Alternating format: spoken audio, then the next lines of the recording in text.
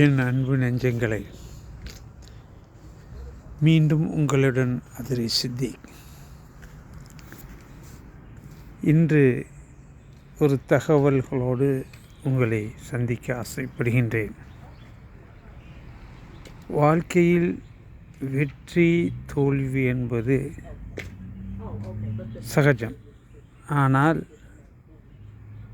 அதன் காரணம் என்ன என்று ஆழ்ந்து அறிகின்ற போது அதன் தவறுகளும் சரியானவைகளும் தெரியும்.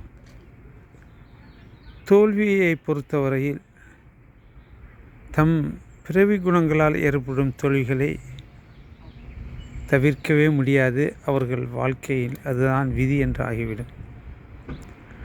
உதாரணத்திற்கு ஒரு நபரின் கதையை சொல்கின்றேன்.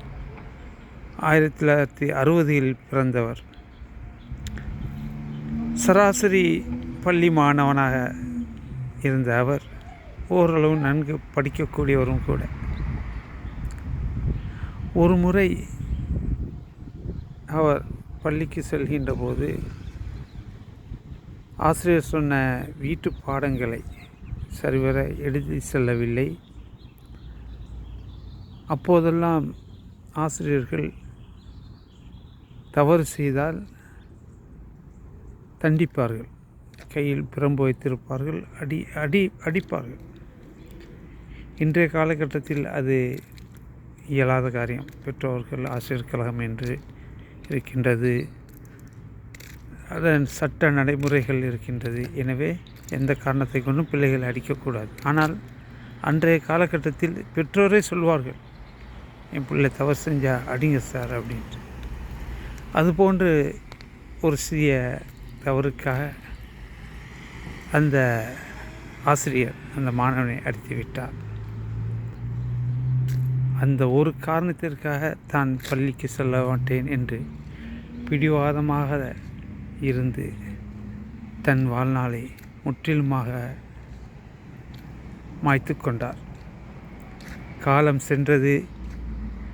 நேரத்தை கழிக்க வழி தெரியாமல் நேரமில்லாத எல்லா நேரங்களிலும் உறங்க ஆரம்பிப்பது. இப்படியாக செல்கின்ற போது பகல் நேரங்களில் உறங்கி இரவில் விழிக்கும் தன்மை வந்தது. அப்படியாக இருக்கின்ற போது தனது நேரங்களை கழிக்க புகைப்பிடித்தல் போன்ற தீய குணங்களால் கவரப்பட்டு மனநிலை கூட பாதிக்கும் அளவுக்கு சென்று அவர் வாழ்நாள் முழுவதுமாக வீணாகிவிட்டது.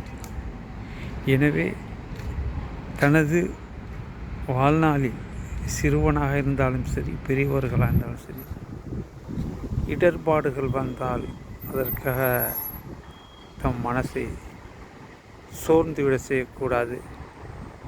நல்ல முறையில் தன்னை உற்சாகப்படுத்தி கொண்டு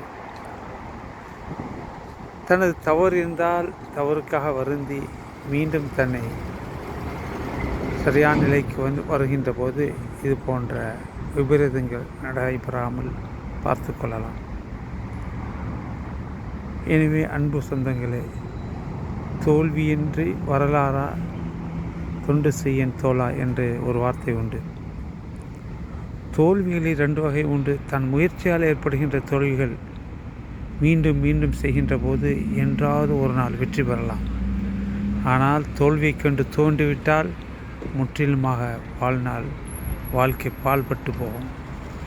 எனவே சிறு சிறு தோல்விகளால் மனம் துவளாமல் தன்னை ஆசுவாசப்படுத்தி கொண்டு மீண்டும் வெற்றி நடை போட வேண்டும் என்பதே இந்த பதிவின் நோக்கம்.